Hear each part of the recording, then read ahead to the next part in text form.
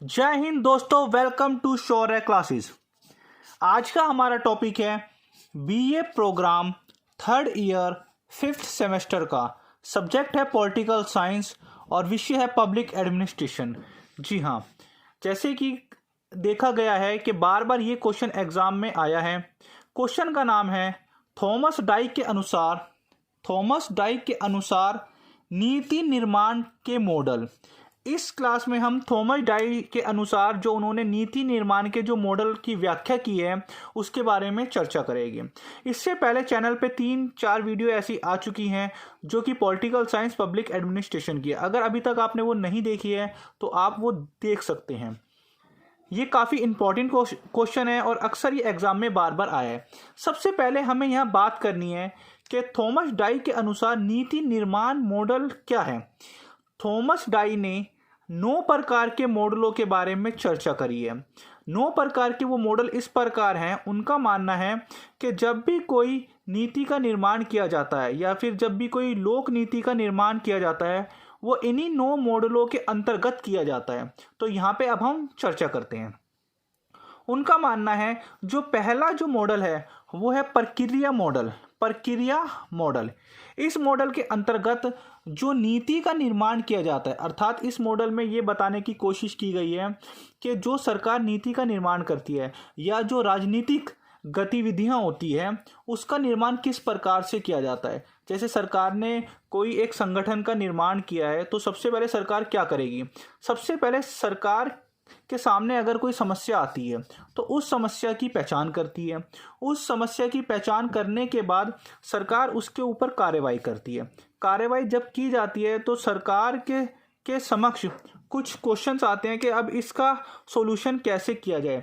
जैसे सपोज करो अगर किसी एक क्षेत्र में ज़्यादा अगर चोरियां हो रही है या कुछ ऐसे काम हो रहे हैं या कोई ऐसी समस्या उत्पन्न हुई है तो सरकार उस समस्या को सोल्व करने के लिए उस क्षेत्र में कुछ ऐसे संगठनों का निर्माण करेगी, कुछ ऐसी नीतियों का निर्माण करेगी ताकि वो समस्या सोल्व की जाए। अगर कहीं किसी एक क्षेत्र में ज़्यादा चोरियां हो रही है तो सरकार वहाँ पे सीसीटीवी कैमरे लगाएगी, लेकिन वो ऐसे नहीं लगाया जाएगा। पहले सरकार उस समस्या को समझेगी कि भाई इस क्षेत्र से लेके इस क्षेत्र के बीच में सबसे ज़्यादा चोरियां हो रही है, रात में हो रही हैं, तो सरकार एक कमेटी का निर्माण करेगी जिसका काम होएगा कि ये देखना कि ये समस्या का समाधान किस प्रकार से किया जाए और उस कमेटी के अनुसार फिर अनेक प्रकार के कार्य किए जाएंगे। सीसीटीवी लगाए जाएंगे, रात को पुलिस के बैरिकेड भी लगाए जाएंगे, साथ में सादे कपड़ों में पुलिस वालों को भी खड़ा किया जाएगा और अन्य अन्य काम किया जाएगा। तो प्रक्रिया निर्माण के मॉडल में राजनीतिक गतिविधियों का सहारा लिया जाता है। नॉर्मल जो भी लोक नीति का निर्माण किया जाता है वो प्रक्रिया निर्माण के द्वारा भी किया जाता है। इसका जो फर्स्ट पॉइंट है वो थोड़ा अजीब सा ही है पर आपको इस एग्जाम्पल से समझ में आ जाएगा।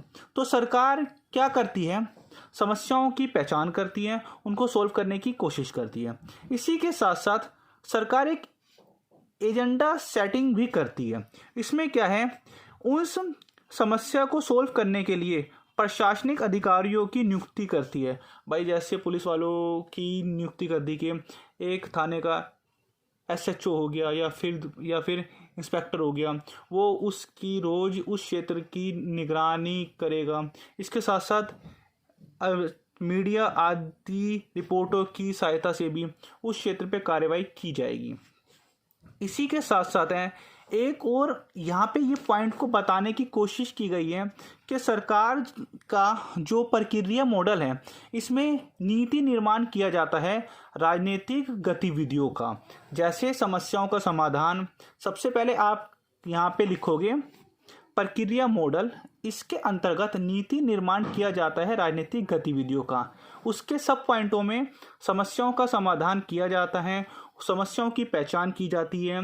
उसके भी और पॉइंटों में एजेंडा सेटिंग किया जाता है, प्रशासनिक अधिकारियों की नियुक्ति की जाती है। उस और अन्य पॉइंटों में आप लिख सकते हो नीति का निर्माण किया जाता है। उसके बाद नीति का निर्धारण किया जाता है। नीति के निर्धारण में जैसे MP हो गया, MLA हो गया, IAS ऑफिसर हो गया।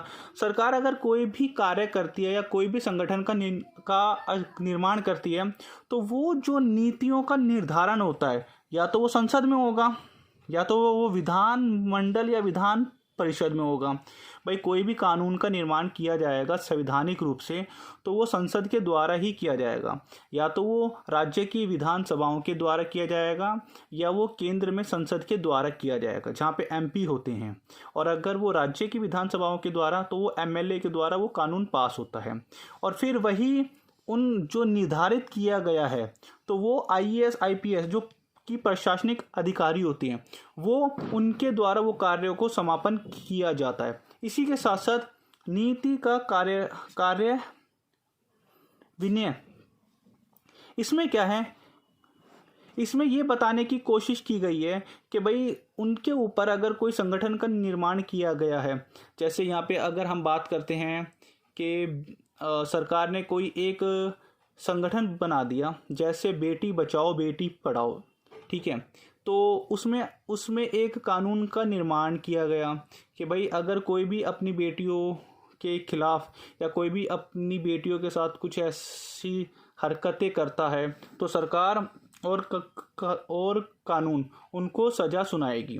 तो इसकी देखरेख के लिए सबसे पहले संसद में ये कानून पास हुआ, उसके बाद एक अलग से मंत्रालय बनाया गया, उसमें IAS IPS जो अधिकारी होते हैं वो इसको कार्य को संचालित करते हैं, उनके अधीन जो नौकरशाही होते हैं वो इसको पूर्ण रूप से सफल बनाते हैं। इसके बाद क्या है, जो मेन जो कार्य करते हैं वो सरकारी संस्थाएं होती हैं, NGO के थ्रू, या फिर जो लोकल संस्थाएं होती हैं उनके थ्रू। इसके बाद में अंत में नीति का मूल्यांकन किया जाता है। भाई जो बेटी बचाओ बेटी पढ़ाओ के तहत हमें अब ये देखना होगा कि कितनी इस नीति के द्वारा भारत में कितनी बेटियों को पढ़ाया गया, या कितनी ऐसी बेटियां हैं जो कि शिक्षा से अब उनको फ़ायदा हुआ। तो उसके बारे में फिर मीडिया में चर्चा की जाती है, उस पर प्रश्न उठता है कि हाँ भाई ये नीति अच्छी थी, ऐसी और इम्प्लीमेंट करना चाहिए इत्यादि। पहला ही पॉइंट थोड़ा अजीब सा है, उसके बाद के तो सारे आसान हैं। इसी के साथ साथ जो ये व्यक्ति थे थॉमस डाई, इनके साथ साथ इनका दूसरा मॉडल है, उनका मानना है संस्थागत मॉडल। संस्थागत मॉडल के द्वारा भी नीति का निर्माण किया जाता है। संस्थागत, इसके शब्द से ही आपको आंसर समझ में आ गया। जो एक ऐसी संस्था जो कि संवैधानिक रूप से जिसमें मान्यता प्राप्त है। जी हाँ, जैसे राष्ट्रपति जो एक संवैधानिक एक संस्था है। कार्यपालिका, हमें पता है सरकार के 3 अंग होते हैं, कार्यपालिका, विधानपालिका तथा न्यायपालिका। तो ये संवैधानिक रूप से हैं, अर्थात संवैधानिक संस्था के मॉडल हैं। और इसी के साथ साथ नौकरशाही, इसमें नौकरशाही में IAS IPS IES IRS आ जाते हैं। बेसिकली संस्थागत मॉडल में बताने की कोशिश की गई है, जो नीतियों का निर्माण किया जाता है वो संस्थागत मॉडल के आधार पे भी किया जाता है। ये संस्थागत मॉडल वो होती है जो कि संवैधानिक रूप से जिनको मान्यता प्राप्त होती है। जैसे राष्ट्रपति के पास कुछ अपनी शक्तियां हैं, कार्यपालिका के पास भी कुछ अपनी शक्तियां हैं, न्यायपालिका के पास भी कुछ अपनी शक्तियां हैं, और नौकरशाही के पास भी कुछ अपनी शक्तियां हैं। ये अपनी शक्ति और अपने कार्यों की मदद से मतलब सरकारी नीतियों का निर्माण करते हैं और जनता की सेवा करते हैं। इसी के साथ साथ ये एक प्रकार से वैधता होती है, इनको वैधता मिली हुई होती है।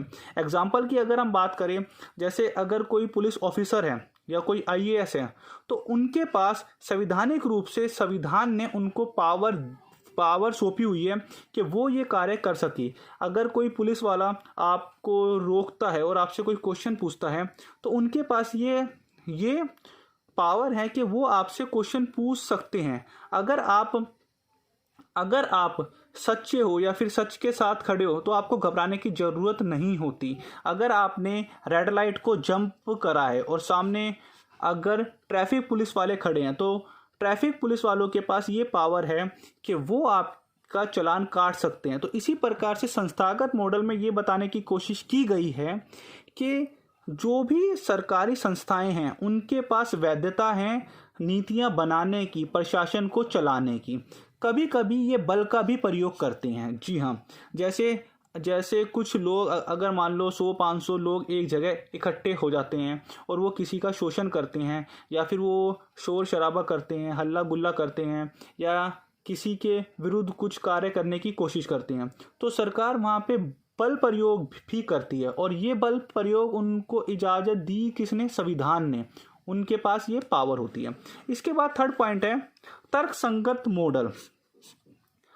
तर्कसंगत मॉडल में बताने की कोशिश की गई है ये वह नीतियां होती है, वह नीति है जिसमें अधिकतम सामाजिक लाभ को दर्शाया जाता है और जिसमें लागत कम होती है। इस मॉडल में ये बताने की कोशिश की जाती है कि सरकार कुछ ऐसे कार्य करती है या ऐसी नीतियों का निर्माण करती है जहाँ पे पैसा थोड़ा कम खर्च होता है लेकिन उससे प्रॉफिट बहुत अधिक होता है।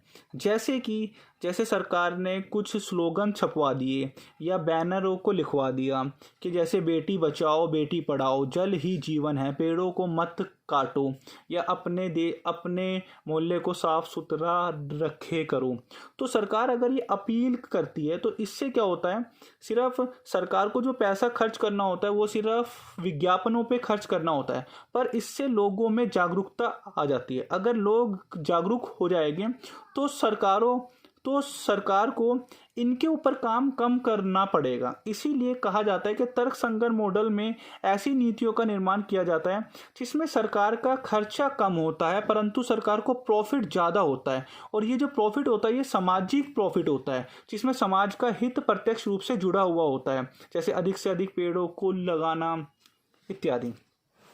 अगला पॉइंट में बताया गया है कुलीन मॉडल। कुलीन मॉडल में ये बताने की कोशिश की गई है कि सरकार ऐसी नीतियों का निर्माण करती है जो केवल अभिजात वर्ग के हितों के लिए होते हैं। अब ये अभिजात वर्ग कौन होते हैं? अभिजात वर्ग अमीर व्यक्तियों को कहा जाता है, अमीर व्यक्तियों के समूह को ही अभिजात वर्ग कहा जाता है। सरकार ऐसी नीतियां भी बनाती हैं कि जिससे अमीरों को भी फायदा होता है। जैसे मैं आपको समझाने की कोशिश करता हूँ, जब आप रेल से अगर आप सफ़र करते हो तो वहाँ पे फर्स्ट एसी भी होता है, सेकंड एसी भी होता है, थर्ड एसी भी होता है, स्लीपर भी होती हैं और नॉर्मल भी होती हैं। लेकिन फर्स्ट एसी की जो फैसिलिटीज़ होती हैं वो शायद अमीरों के लिए होती है, क्योंकि उसमें जो सरकार को जो मुनाफा होता है वो नॉर्मल यात्रा करते हैं उससे कहीं अधिक होता है। तो यहाँ पे सरकार अगर अमीरों को ध्यान में रखते हुए भी कुछ कार्य करती है, वो इसलिए करती है ताकि सरकार अमीरों से ज़्यादा पैसा कलेक्ट कर सके और अमीरों को सुविधा दे सके। तो शायद इस रेल के एग्जाम्पल से आपको समझ में आ गया होगा कि जैसे एक रेल होती है, उस रेल के अंदर अमीर व्यक्ति से लेके गरीब व्यक्ति सभी सफ़र करते हैं, परंतु जो अमीर व्यक्ति होता है वो फर्स्ट एसी में सफ़र करना पसंद करता है।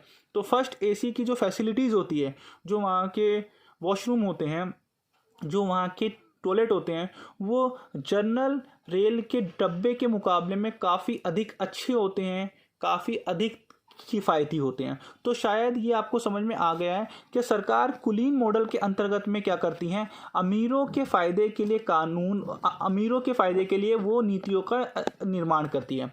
इसीलिए इसको कुलीन मॉडल के नाम से जाना जाता है। इसके बाद है कुलीन वर्गों की सेवा। तो जो इनका नाम था थॉमस डाई का मानना था कि जो सरकार जो बेसिकली काम करती है ना वो अमीरों की सेवा करती है।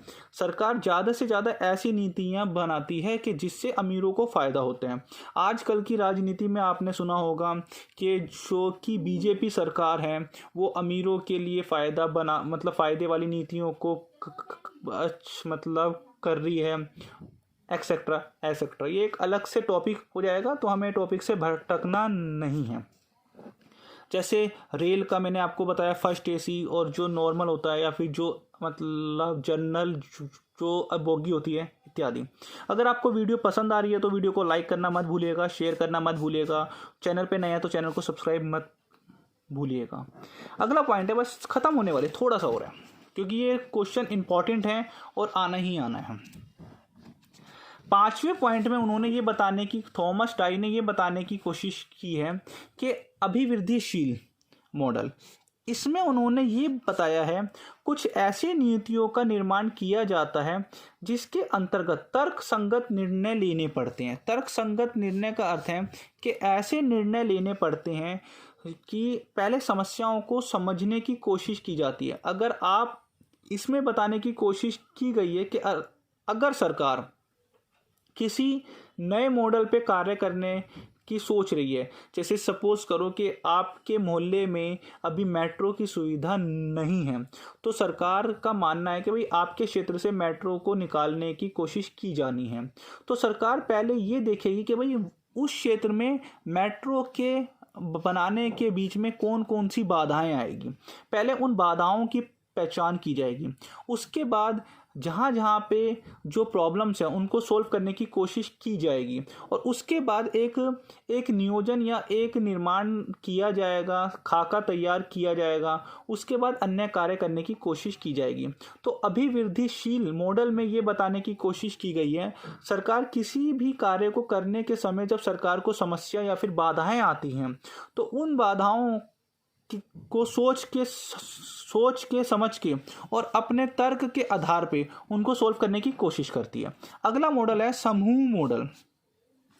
इसके पॉइंट से ही आपको समझ में आ गया होगा कि सरकार कोई भी नीति का निर्माण करती है तो वो समूह के मॉडल के आधार पे करती है। अब समूह का अर्थ यहाँ पे समूह, पूरे समूह की बात की गई है, समूह की गतिविधियों की।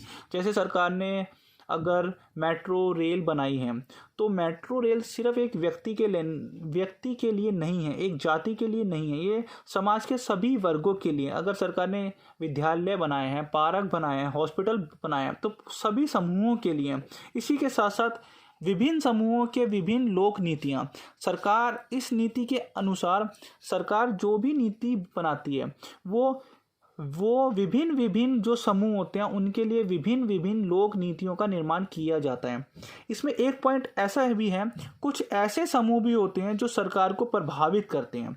जैसे अभी मैं आपको बताता हूँ, जैसे आपने देखा होगा कि अभी जैसे कि 1 साल पहले किसान आंदोलन हुआ था, तो किसानों के एक समूह ने यहाँ पे सरकार को प्रभावित किया था। किसानों का मानना था कि सरकार ने जो नीतियां बनाई हैं वो किसानों के हित के लिए नहीं है। तो किसानों के एक समूह ने धरना दिया दिल्ली में आके और सरकारों से अपनी बात को मनवाने की कोशिश करी। अंत में क्या हुआ, अंत में किसान समूहों की जीत होती है और उन्होंने अपने आप को संतुलन करने के लिए सरकार से कुछ नीतियों को करने के लिए अपील करी और सरकार ने उन्हें एक्सेप्ट भी करा। ये जो समूह होते हैं, ये समूह किसी भी रूप में हो सकते हैं, जैसे कि किसान समूह हो गया, मजदूर समूह हो गया, डॉक्टर समूह हो गया। डॉक्टर समूह के अंतर्गत हम कह सकते हैं, जब जैसे सपोज करो किसी, अभी आपने न्यूज़ में सुना होगा कि किसी हॉस्पिटल के डॉक्टरों पे वहाँ के लोगों ने पथराव कर दिए क्योंकि 1-2 पेशेंट एक्सपायर हो गए थे। तो अगर पेशेंट एक्सपायर हो गए थे तो सभी डॉक्टरों के ऊपर पथराव करना सही नहीं था। तो फिर क्या हुआ, डॉक्टरों के समूह ने जो इनकी नेशनल लेवल पे जो इनका संगठन होता है, उन्होंने सरकार से मांग करी, हड़ताल करी कि जब तक सरकार हमारे लिए उचित कार्रवाई नहीं करेगी, हमें उचित अधिकार नहीं देगी, हमें उचित सेफ्टी नहीं करेगी, तब तक हम डॉक्टर अपना पूरा काम नहीं करेंगे। जब डॉक्टर ही अपने काम करना बंद कर देगा तो हॉस्पिटल चलेगा ही नहीं। इसी प्रकार से जब किसान हड़तालों पे चला जाएगा तो भारत में उत्पादन ही नहीं होगा। तो ये समूह मॉडल बेसिकली किसी भी प्रकार के समूह हो सकते हैं, बसों का समूह हो सकते हैं, ऑटो ड्राइवरों का समूह हो सकता है। बेसिकली ये सरकार की नीतियों को प्रभावित करते हैं ताकि वो उनके संतुलन में कार्य करें। बेसिकली ये जो समूह होते हैं ये संघर्ष के द्वारा, फाइट के द्वारा सरकार से अपनी नीतियों को मनवाने की कोशिश करते हैं। इसका अगला पॉइंट है सार्वजनिक विकल्प मॉडल। अब सार्वजनिक का अर्थ आपको समझ में आ गया होगा सभी के लिए, जैसे राजनीतिक हो गया, आर्थिक हो गया। जैसे सार्वजनिक विकल्प मॉडल में क्या है भाई, सभी लोगों के पास राजनीतिक अधिकार है।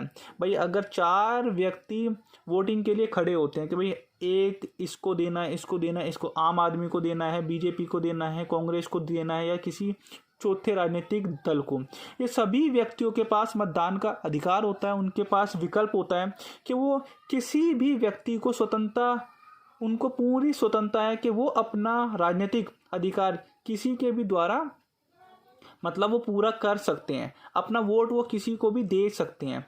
ये सभी के लिए इक्वल है। अर्थात यहाँ बोलने की कोशिश की गई है सार्वजनिक विकल्प मॉडल, क्या वो अमीर व्यक्ति हो, क्या वो गरीब व्यक्ति हो, क्या वो वीवीआईपी हो, क्या वो नॉर्मल व्यक्ति हो, किसी के भी वोट की कीमत इक्वल होगी। मतलब सभी लोगों के मत की कीमत इक्वल होगी। ऐसा नहीं होगा कि अगर वो प्रधानमंत्री है तो वो 5 बार वोट कर सकता है, या जो आम इंसान है वो केवल 1 बार वोट कर पाएगा, या प्रधानमंत्री की वोट की वैल्यू या फिर ज़्यादा, या किसी फिल्म स्टार के वोट की वैल्यू ज़्यादा। नहीं, यहाँ पे सभी व्यक्तियों को एक से ही विकल्प चुनने का मौका दिया जाएगा। उसी प्रकार से आर्थिक में ये है कि सभी व्यक्ति चाहे वो किसी कैटेगरी में आते हो, मतलब कि कैटेगरी के अनुसार सभी का जो कर होगा वो एक सा होगा। इसी प्रकार से जो उनका व्यवसाय होगा, उनके व्यवसाय के आधार पे ही उनसे 1% एक ही प्रकार का कर लिया जाएगा। जैसे कि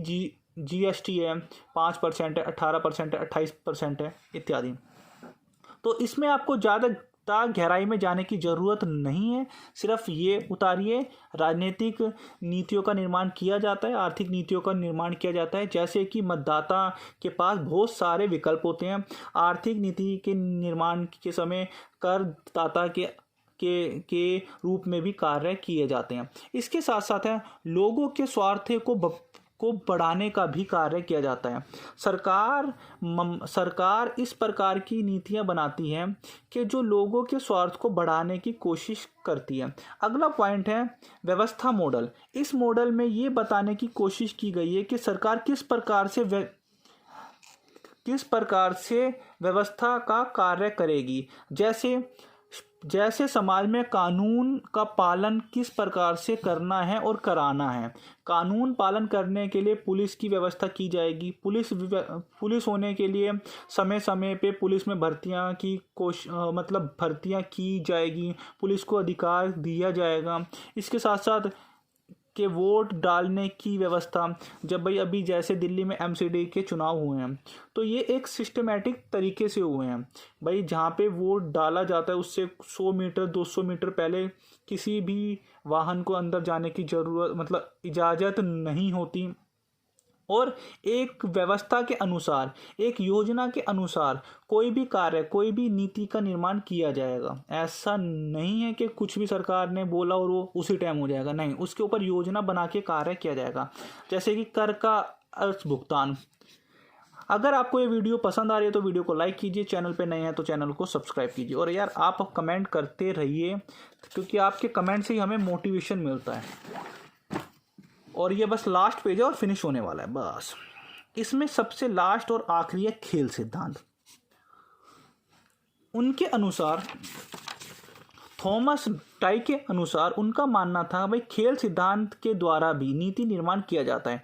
खेल सिद्धांत एक ऐसी नीति निर्माण की एक व्यवस्था है जिसके द्वारा पूर्व लिए गए निर्णयों के आधार पर यह निर्णय लिया जाता है। एक उदाहरण से मैं आपको समझाना चाहता हूँ।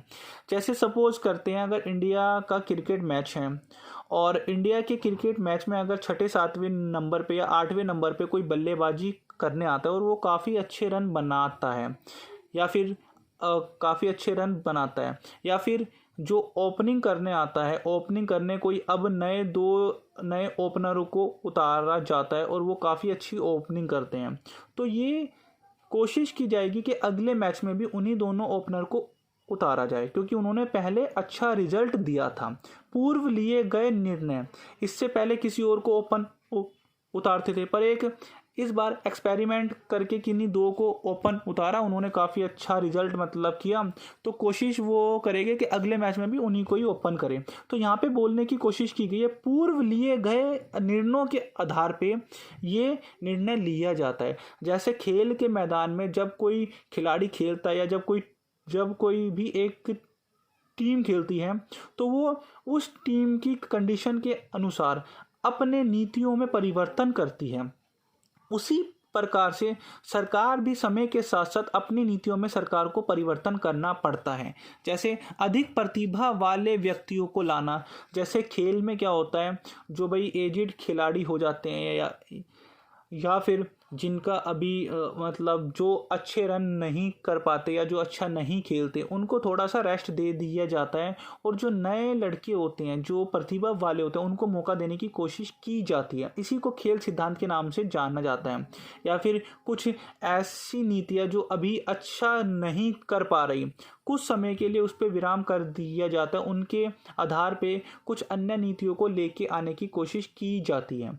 इसी के साथ साथ है समय के साथ साथ इन नीतियों में परिवर्तन किया जाता है। जैसे खेल के मैदान में समय के साथ साथ मतलब उस टाइम पे कंडीशन कुछ और है, पर आपको उस कंडीशन के अनुसार ही अपने खेल को ढालना होगा। इसी प्रकार से राजनीतिक के निर्णयों में भी, लोक प्रशासन की निर्णयों में भी समय के साथ साथ अपने निर्णयों में परिवर्तन किया जाता है।